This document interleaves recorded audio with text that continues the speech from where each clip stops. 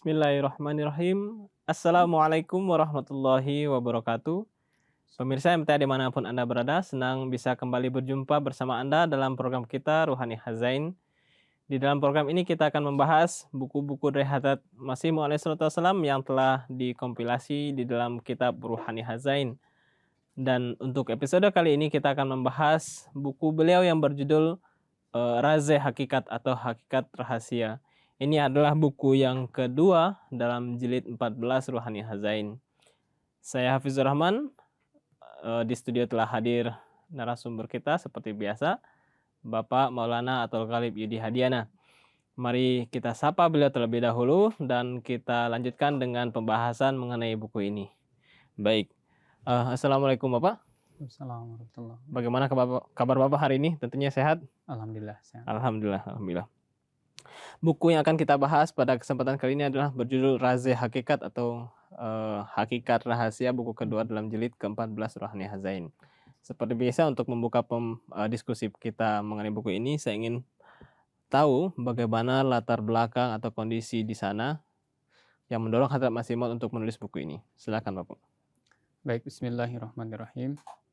Jadi buku Raze Hakikat ini sebenarnya ini adalah sebuah ishtihar ya, selebaran atau pengumuman yang diterbitkan oleh Hadrat Masih Maud alaihissalam pada tanggal 30 November tahun 1898. Nah, jadi karena ini adalah ishtihar ya, sebuah selebaran, memang tidak tebal ya, ini cukup tipis, dan latar belakang Hadrat Masih Maud alaihissalam menerbitkan selebaran ini masih terkait dengan selebaran yang diterbitkan oleh beliau sebelumnya, tepatnya tanggal 21 November 1898 ya, beberapa hari sebelum selebaran yang ini. Nah, ini ada kaitan dengan selebaran tersebut.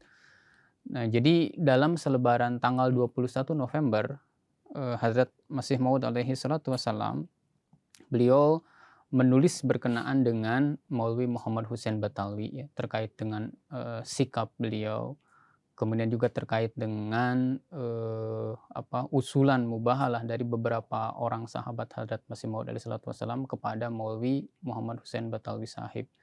Nah, jadi di dalam selebaran 21 November tersebut Hadrat Masih Maud alaihissalam beliau menulis bahwa Maulwi Muhammad Hussein Batalwi ini tidak berhenti dalam menyatakan takfir ya, pengkafiran terhadap Hadrat Masih Maud alaihissalam, kemudian menyebut Dajjal kepada Hadrat Masih Maud alaihissalam, dan caci maki serta hinaan yang sudah benar-benar melampaui batas. Hadrat Masih Maud alaihissalam menyebutkan demikian, dan pengkafiran atau takfir ini dinyatakan oleh Maulwi Muhammad Hussein Batalwi terhadap Hadrat Masih Maud alaihissalam, yang notabene Hadrat Masih Maud menulis bahwa hamba yang lemah ini, yaitu Hadrat Masih Maud alaihissalam, adalah seseorang yang secara jelas berakidah, berkeyakinan la ilaha illallah Muhammadur Rasulullah. Itu, nah, orang yang jelas-jelas berakidah itu pun meyakini hal tersebut, yaitu la ilaha illallah Muhammadur Rasulullah, dinyatakan sebagai orang yang kafir oleh Maulwi Muhammad Hussein Batalwi tadi. Nah, ini sudah sangat melampaui batas. Maka di dalam selebaran tersebut kemudian Hadrat Masih Maud alaihissalam menuliskan ada beberapa di antara sahabat Hadrat Masih Maud alaihissalam yang mengusulkan kepada Maulwi Muhammad Hussein Batalwi, kalau begitu untuk mencari keputusan siapa yang pendusta, siapa yang muftari, yang mengada-adakan kedustaan, hendaklah Maulwi Muhammad Hussein Batalwi ini bermubahalah dengan Hadrat Masih Maud alaihissalam. Nah, ini ditempuh kenapa? Ini diusulkan kenapa? Karena sebelumnya ketika diusulkan untuk mengadakan munazarah ya, mubahasa, untuk diskusi, dialog, perdebatan dengan Hadrat Masih Maud, Maulwi Muhammad Hussein Batalwi ini senantiasa menghindar dari topik atau tema yang sebenarnya gitu ya. Jadi berusaha untuk menghindar, maka diusulkanlah. Nah, lalu bagaimana reaksi dari Maulwi Muhammad Hussein Batalwi Sahib?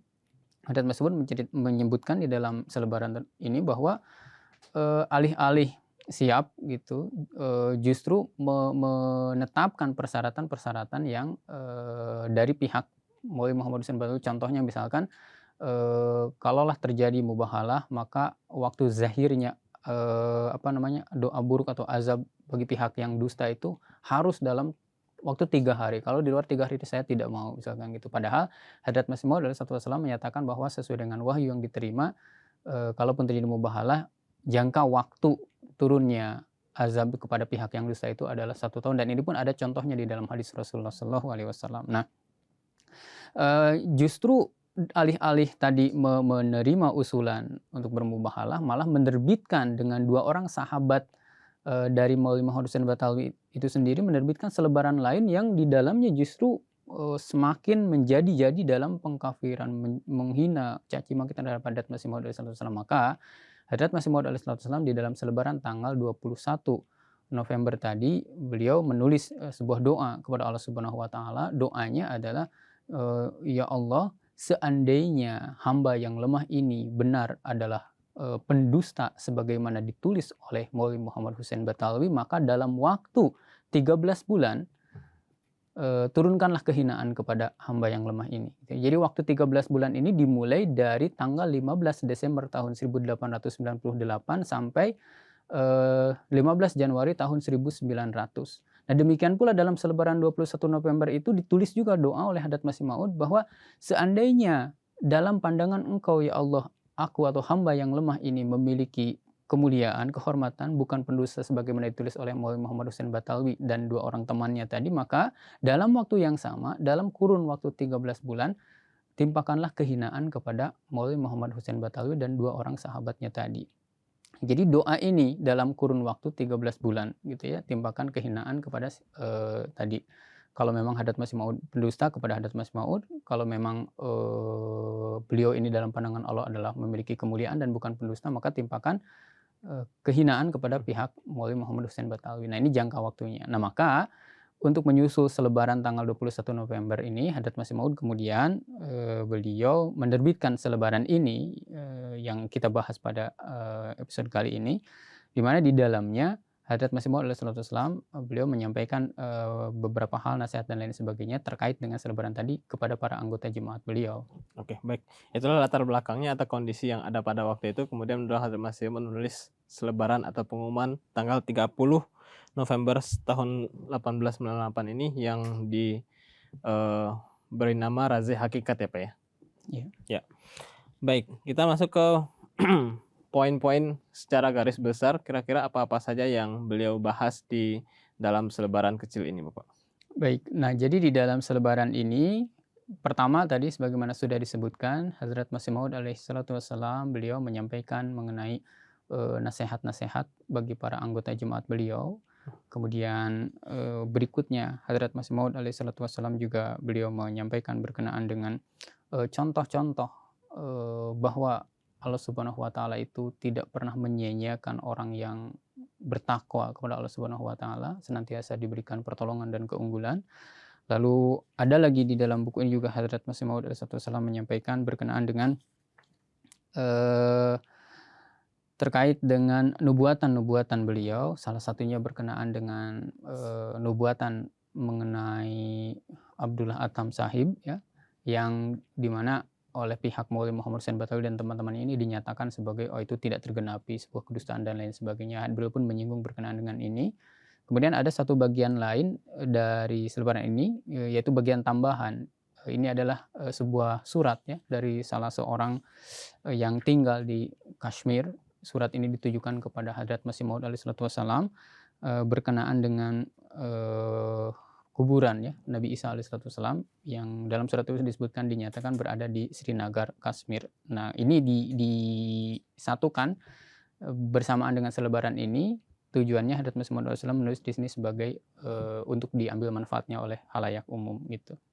Kurang lebih seperti itu ya. Oke, bagian pertama mari kita bahas pertama mengenai nasihat-nasihat Hadrat Masih Maud untuk anggota. Ini apa saja nasihat-nasihatnya Hadrat Masih Maud kemukakan di dalam buku ini, Bapak? Baik.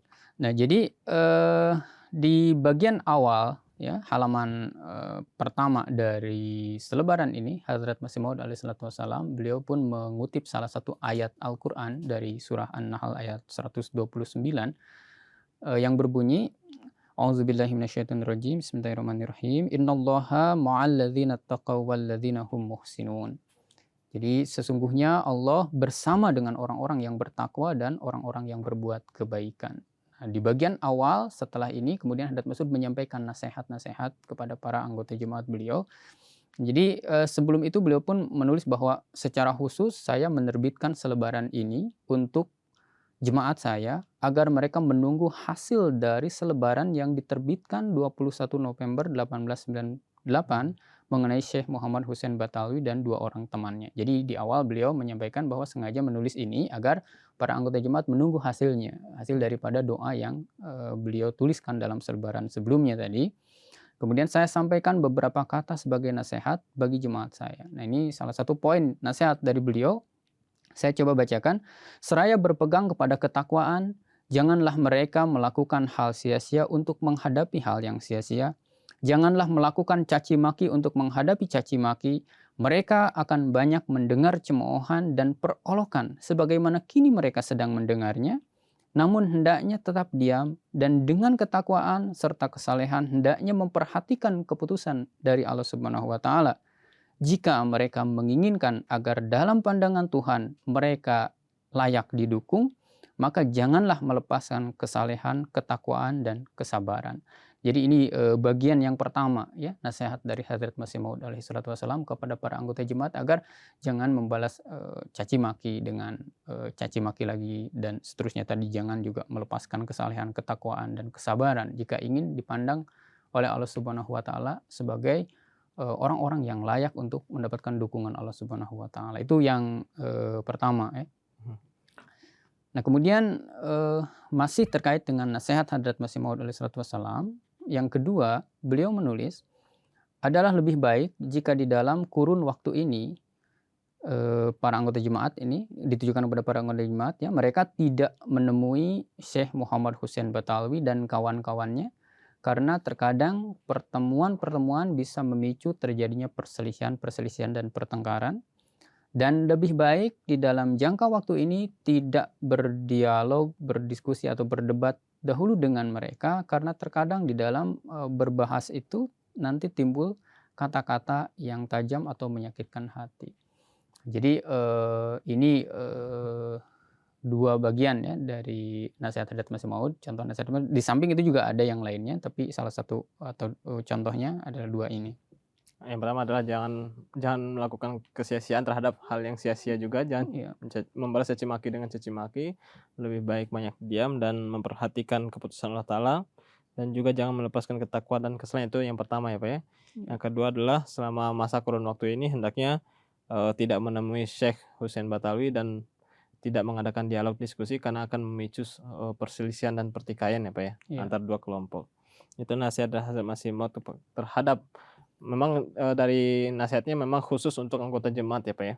Iya. Oke. Lalu bagaimana dengan contoh-contoh orang yang bertakwa yang tidak disia-siakan oleh Allah Ta'ala? Ini contoh-contohnya Hadrat Masih Maud sampaikan siapa-siapa saja orangnya. Nah, jadi terkait dengan hal ini menyambung ya ayat di bagian pertama yang ditulis oleh beliau tadi. Jadi Allah Subhanahu wa taala bersama dengan orang-orang yang bertakwa dan orang-orang yang berbuat kebaikan. Nah, Hadrat Masih Maud pun memberikan nasihat kepada para anggota jemaat beliau. Tentu jadi para anggota jemaat ini mesti melangkah maju di dalam amal saleh, kebenaran, dan ketakwaan. Karena Tuhan tidak menyia-nyiakan mereka yang bertakwa. Nah, contohnya, di sini Hadrat Masih Maud alaihi salatu wassalam menyampaikan 3 contoh. Yang pertama itu terkait dengan Nabi Musa alaihi salatu wassalam. Nah, bagaimana Nabi Musa alaihi salatu wassalam, beliau adalah orang yang bertakwa, seorang nabi tentunya ya, orang yang bertakwa dan orang yang lembut pada zamannya, orang yang paling bertakwa. Nah, kemudian bagaimana pada saat itu Firaun dengan orang-orangnya ya berusaha untuk membunuh, mengejar Nabi Musa alaihissalatu wassalam. Tetapi ketika Nabi Musa alaihissalam, seorang nabi yang menunjukkan ketakwaan yang sangat hebat, yang sangat luar biasa, maka Firaun yang memiliki kekuatan dunia yang begitu besarnya saat itu berusaha untuk membunuh, mengejar, menangkap Nabi Musa alaihissalatu wassalam. Di hadapan Nabi Musa alaihissalatu wassalam sendiri oleh Allah Subhanahu wa taala dijadikan pihak yang binasa. Dan bagaimana karena ketakwaan Nabi Musa alaihissalatu wassalam itu Nabi Musa alaihissalatu wassalam bisa selamat dan beliau dikatakan unggul gitu ya, menang dalam hal itu. Jadi ini yang pertama kepada Nabi Musa alaihissalatu wassalam. Kemudian contoh berikutnya Hadrat Masih Maud alaihissalatu wassalam pun beliau mencontohkan mengenai Nabi Isa alaihissalatu wassalam, bagaimana coba lihat beliau pun seorang nabi juga yang mengutamakan juga ketakwaan. Nah, orang-orang Yahudi yang picik saat itu, mereka pun berusaha untuk menangkap Nabi Isa alaihissalatu wassalam, berusaha untuk membunuh Nabi Isa alaihissalatu wassalam, bahkan cara untuk membunuhnya pun mereka sengaja berusaha untuk membunuh Nabi Isa alaihissalatu wassalam itu dengan memancangkan beliau di tiang salib, di mana di dalam Taurat kan ada keterangan bahwa siapa yang terbunuh, yang meninggal di tiang salib itu adalah orang yang terkutuk. Jadi orang-orang Yahudi picik berusaha untuk membunuh Nabi Isa alaihissalam dengan cara tadi, yaitu agar terkesan bahwa Nabi Isa alaihissalam itu adalah orang yang terkutuk. Tetapi kekuasaan Allah Subhanahu wa taala. Di sini Hadrat Masih Maud menulis bagaimana Allah Taala menunjukkan bahwa beliau ini bukan meninggal sesuai dengan keinginan orang-orang Yahudi picik tadi, tapi Allah Subhanahu wa taala selamatkan, bahkan bukan hanya selamat dari kematian di atas salib, kematian terkutuk tadi, bahkan beliau hidup sampai 120 tahun lamanya, di mana orang-orang Yahudi yang berniat untuk menghancurkan beliau itu justru meninggal atau hancur terlebih dahulu.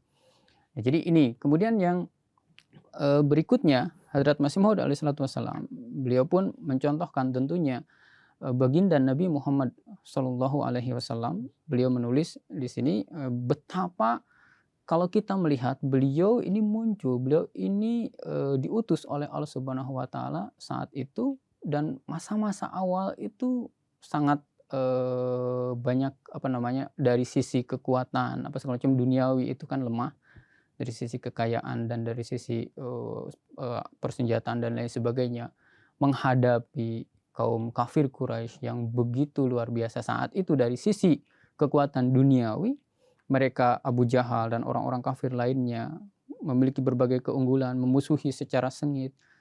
Nah, berusaha untuk membunuh, mengejar Nabi Muhammad SAW. Kemudian pada akhirnya kita dapat melihat bagaimana Rasulullah SAW menjadi pihak yang unggul, pihak yang menang dari orang-orang kafir Quraisy. Nah, Hadrat Masih Maud alaihissalatu wassalam, beliau menyampaikan mengapa, apa yang membuat para nabi ini unggul dari pihak-pihak yang berusaha untuk menghancurkan mereka, padahal dari sisi kekuatan dunia pada awalnya para nabi lemah dan pihak-pihak yang ingin menghancurkan itu jauh lebih kuat.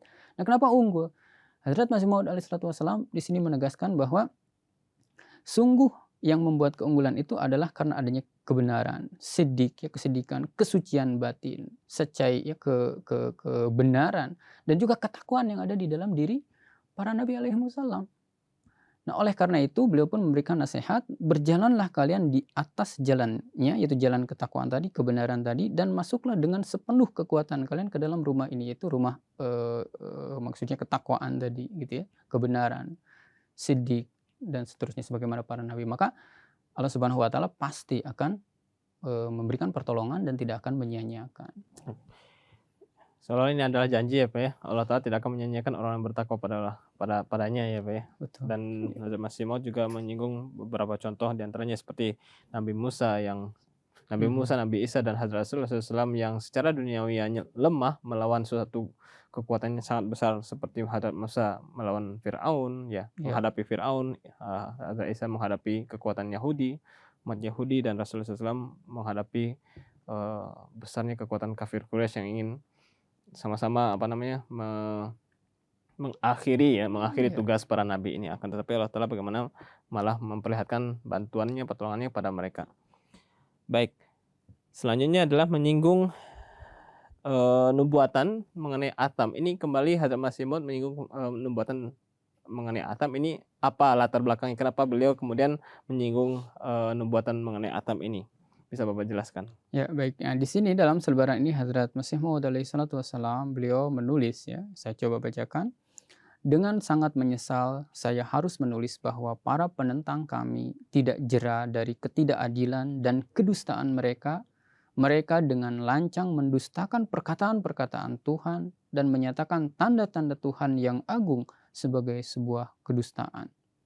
Jadi di sini beliau mengomentari bagaimana pihak-pihak yang menentang Hadrat Masih Maud alaihissalatu wassalam, tadi Maulwi Muhammad Husain Batawi Sahib dan teman-temannya.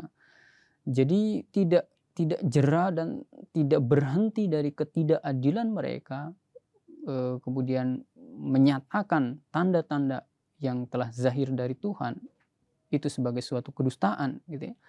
Nah, salah satunya Hadrat Masih Maud di sini menuliskan bahwa bagaimana mereka ini di dalam selebaran mereka menyatakan bahwa sama sekali tidak ada nubuatan yang disampaikan oleh Hadrat Masih Maud alaihissalatu wassalam itu yang tergenapi. Nah, maka Hadrat Masih Maud menulis di sini, tidak ada kata yang bisa kami ungkapkan untuk menjawab pernyataan tersebut kecuali laknatullah ala kadzibin. Lalu Hadrat Masih Maud alaihissalatu wassalam pun di sini menulis bahwa di dalam selebaran mereka, mereka pun menulis bahwa nubuatan yang disampaikan oleh Hadrat Masih Maud alaihissalatu wassalam berkenaan dengan azab yang akan menimpa pendeta Abdullah Adham itu tidak tergenapi, kata mereka. Nah, Hadrat Masih Maud alaihissalatu wassalam pun beliau menulis di sini untuk menjawab itu pun tidak ada kata lain yang bisa kami ungkapkan kecuali laknatullah alal kadzibin. Kenapa beliau menulis begitu? Karena beliau telah memberikan penjelasan dan itu telah terang benderang gitu ya. Tapi mereka tetap bersikukuh bahwa itu ada kedustaan-kedustaan. Nah, Hadrat Masih Maud alaihissalatu wassalam kemudian menyatakan bahwa sesungguhnya hal yang sebenarnya adalah ketika hati seorang manusia telah diliputi oleh kebencian, maka kendati pun dia memiliki mata, dia tidak bisa melihat secara jernih. Nah, demikian pula yang terjadi terhadap para penentang Hadrat Masih Maud. Mereka memiliki mata, mereka disebut sebagai orang-orang yang berilmu, tetapi hati mereka dipenuhi dengan kebencian, ketidaksukaan terhadap Hadrat Masih Maud alaihissalatu wassalam, sehingga hal yang jelas terlihat pun tidak bisa dilihat secara jernih oleh mereka, dan karena itu pula mereka tetap menyatakan bahwa itu adalah kedustaan-kedustaan. Nah, berkaitan dengan nubuatan mengenai azab yang menimpa pendeta Abdullah Adham ini, Hadrat Masih Maud di sini pun secara ringkas beliau menulis bahwa kenapa dalam jangka waktu 15 bulan pendeta Abdullah Adham ini tidak ditimpai azab sesuai dengan yang doa Hadrat Masih Maud itu, karena nubuatan ini adalah nubuatan yang bersyarat, syaratnya adalah rujuk ilal haq. Dan dari sikap, dari rasa takut yang ditunjukkan oleh Abdullah Adham selama masa nubuatan tersebut itu 15 bulan tersebut, dia tidak lagi berkata-kata tuduhan-tuduhan dan lain sebagainya, dia menunjukkan rasa takut. Ini adalah rujuk ilal haq, dia telah kembali kepada hak gitu. Dia telah berhenti dari kedustaan-kedustaannya. Dan karena bersyarat, maka ketika dia telah kembali atau dia telah berhenti dari kedustaannya, maka azabnya tidak menimpa gitu kan kepada pendeta Abdullah Adham. Walaupun dia ditantang untuk kalau memang ia tidak pernah merasa gentar sedikit pun selama masa nubuatan itu, silakan bersumpah, tapi tetap tidak mau bersumpah walaupun diberikan hadiah 1.000, 2.000, 3.000, 4.000 rupiah gitu kan untuk bersumpah, tapi tetap tidak mau bersumpah untuk menyatakan bahwa saya sama sekali tidak merasa gentar. Nah, tidak mau. Nah, ini menunjukkan bahwa di dalam hatinya ada rasa gentar, rasa takut terhadap nubuatan yang disampaikan tadi, maka azab tidak menimpa. Tapi kemudian setelah lama Allah Subhanahu wa taala menurunkan ilham lagi karena menyembunyikan kesaksian. Kemudian Hadrat Masih Maud alaihissalam menerima bahwa dia akan meninggal dalam tempo 6 tahun, dan sesuai dengan ilham tersebut pendeta Abdullah Adham tadi meninggal gitu ya. Jadi ini tergenapi sebenarnya kalau orang melihat secara jernih. Nah, seperti itu. Jadi ini terkait dengan pendeta Abdullah Adham tadi secara singkat. Oke, baik.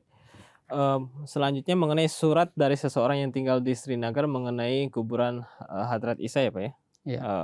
Ini bagaimana penjelasan Hadrat Masih Maud ini? Mungkin ini bagian terakhir diskusi kita mengenai buku ini. Iya.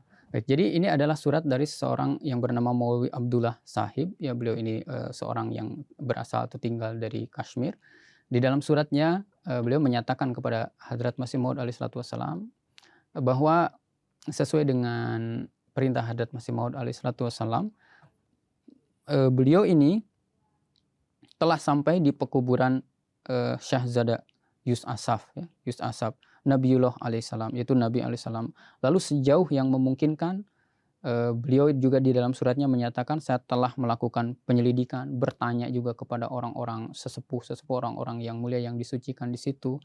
Kemudian beliau pun di sini menyatakan bahwa ini adalah sungguh pemakaman yang di Srinagar, Kashmir ini adalah pemakaman atau kuburan Yus Asaf alaihissalam. Dalam hal ini adalah Nabi Isa alaihissalatu wassalam. Jadi beliau pun menyatakan kuburan ini terletak di lingkungan orang-orang Islam, di mana di sana itu tidak ada seorang Hindu pun atau orang lain yang tinggal, jadi orang Islam semuanya. Nah, kemudian berdasarkan kesaksian orang-orang yang terpercaya bahwa kuburan ini telah berusia sekitar ya cukup lama, di mana dari masa Nabi Isa alaihissalatu wassalam gitu, sama dengan masa kewafatan Nabi Isa alaihissalatu wassalam, usia kuburannya itu berdasarkan keterangan dari orang-orang yang terpercaya dan lain sebagainya. Kemudian beliau pun di dalam suratnya melampirkan juga denah pemakaman di Srinagar, Kashmir itu. Jadi pada intinya beliau menyampaikan kepada Hadrat Masih Maud alaihissalatu wassalam bahwa itu benar adalah pemakaman Yus Ashab alaihissalam, dalam hal ini adalah Yesus, yaitu Nabi Isa alaihissalatu wassalam. Jadi pemakaman atau pekuburan Nabi Isa alaihissalatu wassalam dalam surat dari Tuan Abdullah Sahib ini dinyatakan bahwa itu berada di Srinagar, Kashmir. Nah, seperti itu kurang lebihnya singkatnya. Oke, baik. Jazakumullah Bapak Ya, atas diskusi kita pada kali ini. Mudah-mudahan sangat bermanfaat bagi para pemirsa kita dan menambah wawasannya. Baik.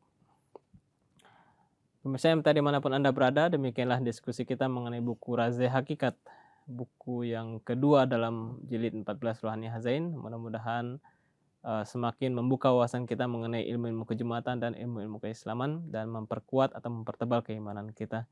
Saya Hafizur Rahman beserta kru yang bertugas mohon undur diri. Wabillahi taufiq wal hidayah. Assalamualaikum warahmatullahi wabarakatuh. Salam.